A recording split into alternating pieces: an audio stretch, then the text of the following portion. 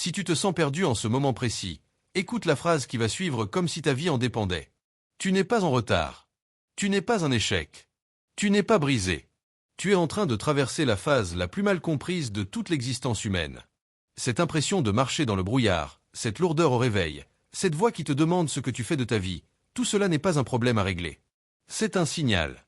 Et d'ici la fin de cette vidéo, tu vas comprendre ce que ce signal veut dire, et surtout, tu vas savoir quoi faire avec. Alors, reste avec moi. Parce que ce que je vais te révéler maintenant, très peu de personnes le comprennent, et presque personne ne le leur a jamais expliqué de cette façon.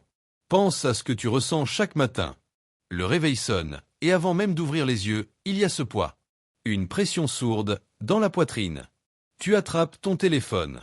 Tu fais défiler. Et là, tu vois la vie des autres. Des gens qui sourient. Des gens qui ont trouvé. Et une petite voix murmure, eux, ils ont réussi. Moi, je suis perdu. Et tu portes cette voix toute la journée. Au travail, où tu répètes les gestes sans y croire. Le soir, où tu t'endors épuisé par une journée qui n'avait aucun sens. Et le pire, c'est que tu n'arrives même plus à te plaindre, parce que ta vie n'est pas catastrophique. Elle est juste sans direction. Comme un train qui roule parfaitement, à l'heure, mais dont plus personne ne connaît la destination. Ce que tu ressens, des millions de personnes le ressentent au même moment, partout dans le monde. Personne n'en parle. Parce que dire « je suis perdu », c'est avouer une faiblesse. Et pourtant, c'est peut-être la phrase la plus honnête qu'un être humain puisse prononcer. Parce que se sentir perdu n'est pas une maladie. C'est un état de transition. Et c'est précisément ici que tout change. Avant de continuer, il faut comprendre une chose essentielle. Il existe deux façons de se perdre. La première, c'est d'être perdu sur une route. Tu sais où tu veux aller. Il te suffit d'une carte, d'un peu de temps. Ce n'est pas grave. C'est un contretemps. Mais il y a une autre façon d'être perdu. Bien plus profonde. Tu n'es pas perdu sur une route. Tu es perdu parce que la route elle-même n'existe plus. Parce que la destination que tu poursuivais depuis des années ne te parle plus. Parce que tout ce qu'on t'avait promis, une fois obtenu, ne remplit plus rien. Et ce jour-là, tu ne cherches plus un itinéraire. Tu cherches une raison. Et aucune carte au monde ne peut te la donner. Voilà pourquoi tu te sens si désespéré. Et c'est là que la plupart des gens font l'erreur fatale. Ils paniquent. Ils reprennent l'ancienne route, parce qu'elle est connue, rassurante.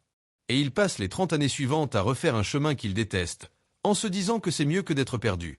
Mais ce n'est pas mieux. C'est pire. La personne qui est perdue, elle vit.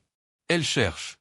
Celle qui a repris l'ancienne route par peur, elle est morte debout, à faire des gestes, à sourire, en attendant que le temps passe. Et la société la félicite, parce qu'elle fait semblant très bien. Le véritable secret, celui que très peu de personnes comprennent, c'est que se sentir perdu est l'un des signes les plus sains qu'une âme humaine puisse donner. Ça signifie que quelque chose en toi refuse de continuer à mentir. Réfléchis-y. Quand tu es sur une route qui te correspond, tu ne te sens jamais perdu. Tu peux être fatigué, déçu, traverser des épreuves. Mais au fond, tu sais, le sentiment d'être perdu n'apparaît que dans un seul cas, quand tu es vivant dans un corps, mais absent de ta propre vie. Quand la personne que tu joues à l'extérieur n'a plus rien à voir avec celle que tu es à l'intérieur.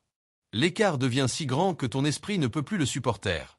Et il te fait ressentir ce que tu ressens. Pas pour te punir. Pour te réveiller. Alors je veux te raconter quelque chose. Il y a un processus dans la nature, tellement étrange qu'on ne le croirait pas s'il n'existait pas. Une chenille. Elle rampe, elle mange, elle fait ce que les chenilles font depuis toujours. Puis un jour, elle se tisse un cocon. Et à l'intérieur, quelque chose d'incroyable se produit. La chenille se dissout. Littéralement. Son corps se décompose en une substance informe. Si elle pouvait penser, elle se dirait « Je suis perdu. Tout ce que j'étais a disparu. » Et elle aurait raison. Mais c'est exactement dans cette disparition que se prépare le papillon. Ce n'est pas malgré la dissolution qu'il naît. C'est grâce à elle. Et toi, tu es peut-être exactement là, dans cette chambre sombre où l'ancienne forme se défait. Et tu crois que c'est la fin.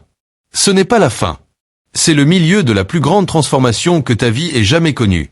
Imagine maintenant une graine. Elle est minuscule. Elle est enterrée. Autour d'elle, il n'y a que le noir, l'humide, le silence. Si elle pouvait penser, elle se dirait « Je suis morte ». Et pourtant, c'est précisément dans ce noir qu'elle pousse des racines. Elle s'ancre. Elle puise. Elle se prépare. Et un jour, une tige monte vers la lumière. Personne n'a jamais vu une graine regretter d'avoir été plantée. Parce que le noir n'était pas une punition. C'était l'utérus de sa naissance. La plupart des gens ignorent complètement cela. Les plus grandes choses de ta vie ne naissent pas dans la lumière. Elles naissent dans cette obscurité que tu appelles le doute. C'est là que tu deviens assez fort pour porter ce qui vient. Et là, je sais ce que tu penses, parce que tout le monde y pense. Tu te dis, c'est beau, ce sont des images. Mais moi, j'ai des factures, des responsabilités, des gens qui comptent sur moi. Je n'ai pas le temps de me perdre. Et je te comprends. Vraiment. Cette objection est légitime. Mais c'est justement là que tout bascule. Ce n'est pas parce que tu as des responsabilités que tu dois rester dans une vie qui n'est pas la tienne. C'est parce que tu as des responsabilités que tu dois devenir celui que tu es vraiment. Les personnes qui comptent sur toi n'ont pas besoin d'un zombie qui fait semblant. Elles ont besoin de toi, entier, vivant, présent. La transformation ne demande pas que tu abandonnes ta vie. Elle demande que tu abandonnes le mensonge. Et ce n'est pas la même chose. Puis je veux te parler de gens que tu connais. Des gens réels, entrés dans l'histoire. Écoute bien leurs histoires, parce qu'elles vont te sembler impossibles, et pourtant elles sont vraies. Il y avait un homme, aux États-Unis, qui avait passé sa vie à travailler, à se battre, à échouer. À 65 ans, il n'avait presque plus rien. La société aurait dit, sa vie est finie. Alors il a pris ce qui lui restait, une vieille recette de poulet, une voiture, et il est parti sur les routes, frapper aux portes des restaurants. On lui a dit non. Encore. Et encore. Des centaines de fois. Et un jour, à un âge où presque tout le monde a renoncé, il est devenu l'un des hommes les plus connus du monde. Tu connais son visage. Il sourit, en costume blanc. Colonel Sanders. À l'âge où on lui disait que sa vie était finie, sa vraie vie commençait à peine. Il n'était pas perdu. Il se préparait depuis 65 ans, sans le savoir. Il y avait un autre homme. Il a passé 27 années dans une cellule, pour une cause en laquelle il croyait. Quand il est sorti, il aurait pu être rempli de haine, brisé, amer. Au lieu de cela, il est devenu président de son pays, et il a fait ce que très peu d'êtres humains ont réussi. Il a transformé la souffrance en pardon. Nelson Mandela. Et ce que personne ne te dit, c'est que ce n'est pas malgré ces 27 années qu'il est devenu ce qu'il est devenu. C'est à cause d'elle. C'est dans la cellule qu'il a forgé ce qu'aucun pouvoir ne pouvait plus lui prendre. Il n'a pas perdu ses années. Il les a transformées en or. Et c'est exactement ce qui t'attend, si tu acceptes de regarder ta propre nuit autrement. Il y avait aussi une femme, plus proche de nous. Mère célibataire, sans travail, vivant de peu, écrivant dans un café pour échapper à sa réalité. Elle a écrit un livre. 12 éditeurs l'ont refusé. 12. Elle a continué. Aujourd'hui, ses livres sont lus par des centaines de millions de personnes, dans presque toutes les langues. J.K. Rowling. Ce n'est pas de la chance. C'est la même mécanique, encore et encore. Ceux qui réussissent ne sont pas ceux qui n'ont jamais douté. Ce sont ceux qui ont continué malgré le doute. Mais ce n'est pas le plus surprenant. Parce que tu vas me dire, ces gens-là, ils avaient une vocation. Moi, je ne sais même pas ce que je veux. Voilà ce qui est fascinant. Ils n'ont pas trouvé leur mission d'abord, et agi ensuite. Non. Ils ont agi d'abord, et la mission est apparue en chemin. La direction ne se révèle jamais à celui qui attend immobile. Elle se révèle à celui qui avance. C'est comme une porte dans le noir. Tu ne sais pas où elle est tant que tu n'as pas posé la main dessus. Et la seule façon de la trouver, c'est de tendre la main. Encore. Et encore. Jusqu'à ce qu'une porte s'ouvre. Le véritable secret est ailleurs. Il est dans une loi de la nature humaine que la plupart des gens ignorent toute leur vie. Notre cerveau est programmé pour repérer les dangers, pas les progrès. Autrefois, celui qui remarquait le bruit dans les buissons survivait. Celui qui contemplait le paysage se faisait manger. Alors aujourd'hui, quand tu es perdu, ton cerveau ne te montre pas tes forces, tout ce que tu as déjà traversé. Il te montre tout ce qui va mal. Il amplifie chaque échec. Ce n'est pas la réalité. C'est un filtre. Et tant que tu n'as pas compris que ton cerveau te ment, tu prends ce filtre pour la vérité. Ce que tu ressens est réel. Mais ce que tu vois ne l'est pas forcément. Et cette différence, c'est précisément là que ta liberté commence. Alors, comment on fait? Voilà la question que tu te poses depuis le début, et j'y arrive maintenant. Parce que comprendre sans agir, c'est un poison raffiné. De la connaissance qui n'a jamais été vécue. Alors je vais te donner des gestes concrets, que tu peux commencer aujourd'hui, ce soir, maintenant. Il y a d'abord une chose, et c'est peut-être la plus difficile. Arrête de consommer la vie des autres. Tant que ton esprit est rempli des trajectoires des autres, il n'y a plus de place pour la tienne. Un espace ne peut pas contenir deux vies. Alors je te propose une expérience. 7 jours sans ouvrir les réseaux sociaux le matin. Pas avant d'avoir respiré, écrit, marché. Tu seras surpris de voir à quel point ton anxiété dépend de ce que tu regardes avant même d'avoir commencé ta journée. Ce n'est pas la vie des autres qui te fait mal. C'est la comparaison constante. Un poison que tu t'injectes toi-même, en croyant que c'est de l'information. Ensuite, il y a un exercice à faire avec un stylo et une feuille, ce soir, avant de dormir. Pas dans ta tête. Sur le papier. Écris 10 moments de ta vie où tu t'es senti pleinement vivant. Pas les moments où tu as réussi. Les moments où le temps disparaissait. Un souvenir d'enfance, un voyage, un projet, une conversation. 10 moments. Et quand tu les as écrits, cherche le fil rouge. Qu'ont-ils en commun? C'était quand tu créais? Quand tu aidais? Quand tu apprenais? Quand tu étais dans la nature? Ce fil rouge, ce n'est pas un hasard. C'est ta boussole. La direction que ton âme connaît déjà. Tu n'as pas besoin de savoir comment en faire un métier demain. Tu as juste besoin de la connaître. Parce qu'une fois que tu sais où pointe ta boussole, même dans le brouillard, tu peux avancer. Et puis il y a la boussole inversée.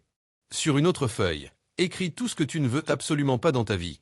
Le métier qui te tuerait à petit feu. La ville où tu ne veux plus vivre. La personne que tu ne veux pas devenir. Écris sans censure. Parfois, on ne découvre pas sa direction en cherchant ce qu'on veut, mais en délimitant ce qu'on refuse. Le vide, c'est la forme. Ce que tu t'exclus dessine ce que tu inclus. Garde cette liste. Relis-la quand tu doutes. Elle te dira toujours ce que tu ne dois pas faire. Et ça, c'est déjà énorme. Il y a aussi une règle, et elle est essentielle, la règle du petit pas. Quand tu es perdu, ton esprit veut tout résoudre d'un coup. Il veut la carte complète, la garantie. Et comme il ne peut pas l'avoir, il s'arrête. Voilà le piège. Renonce à la carte. Tu n'as pas besoin de voir le sommet. Tu as besoin de voir le prochain pas. Qu'est-ce que tu peux faire aujourd'hui, qui te rapproche d'une vie qui te ressemble, même d'un millimètre? Un appel à passer. Une formation à commencer. Une page à lire. Un seul geste. Fais-le. Et demain, un autre. Ce n'est pas la taille des pas qui compte. C'est la régularité. Un pas par jour dans la même direction. Pendant un an, c'est 365 pas. Et 365 pas, ça traverse des montagnes. Jusqu'au jour où tu lèves la tête et où tu comprends que le brouillard s'est levé. Il y a aussi la conversation du soir. Chaque soir, pose-toi 3 questions, sur le papier ou à voix haute. Qu'est-ce que j'ai appris aujourd'hui? Ensuite, qu'est-ce qui m'a fait peur aujourd'hui? Parce que la peur est toujours un indicateur.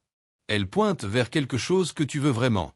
Et enfin, la plus importante, qu'est-ce que je ferais demain si j'étais absolument certain de ne pas pouvoir échouer? Cette question est terrifiante.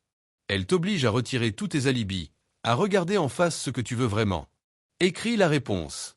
Et chaque jour, fais un geste dans cette direction. Même minuscule. Même ridicule.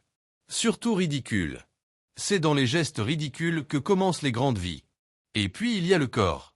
Tu te sens perdu dans ta tête, alors commence par tes jambes. Marche 30 minutes par jour, sans téléphone, sans musique, sans personne.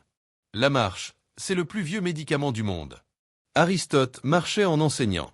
Nietzsche marchait pour penser. Et quand ton corps bouge, ton esprit se dénoue. Les réponses ne viennent pas quand tu les forces. Elles viennent quand tu fais de la place. Il y a enfin l'expérience des 30 jours. Donne-toi 30 jours pour explorer une seule direction, celle qui est apparue dans ton fil rouge. 30 jours pour apprendre cette compétence, écrire ce livre, lancer ce projet. Et pendant ces 30 jours, tu as le droit de ne pas savoir où ça mène. C'est ça, la clé. Tu te libères de l'obligation de résultat. Tu n'es pas en train de réussir ou d'échouer. Tu es en train d'explorer. Et un explorateur qui avance n'est jamais perdu, parce qu'être perdu, c'est ne pas avancer. À la fin des 30 jours, tu sauras. Pas parce que je te le dis, mais parce que ton propre corps t'aura répondu. Tu sauras si cette direction te nourrit ou si elle t'épuise. Et ce savoir-là, personne ne peut te le donner. Et puis il y a le silence. 10 minutes par jour où tu ne fais rien. Pas de téléphone. Pas de bruit. Ça semble terrifiant, je sais. On a tellement peur du silence qu'on le remplit de bruit du matin au soir.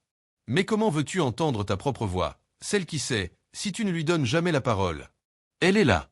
Elle parle doucement, et le monde parle fort. Alors donne-lui 10 minutes par jour. Assieds-toi. Respire. Écoute. Au début, tu n'entendras que le bruit de tes pensées, et c'est normal.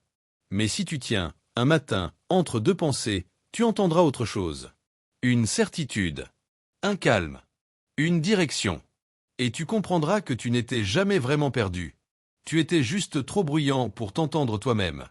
Maintenant, je veux te dire quelque chose que personne ne t'a peut-être jamais dit. Le sentiment d'être perdu ne signifie pas que tu échoues. Il signifie que tu grandis plus vite que ta vie actuelle. C'est un déséquilibre entre qui tu es devenu à l'intérieur et ce que ta vie est encore à l'extérieur. Cette douleur, cette confusion, c'est la preuve que quelque chose en toi s'est éveillé et que ça ne peut plus se rendormir. Et c'est pour ça que ça fait si mal. Ce n'est pas une injustice. C'est une naissance. Et on ne naît pas sans douleur. On ne naît pas sans cri. On ne naît pas sans cette période de noirceur où l'on ne sait pas encore qui l'on sera une fois dehors. Mais on est. Toujours. Et tous ceux qui sont passés par là te le diraient. Ce qu'ils appelaient leur plus grande période noire était en réalité leur plus grand cadeau. C'est là qu'ils ont tout reconstruit.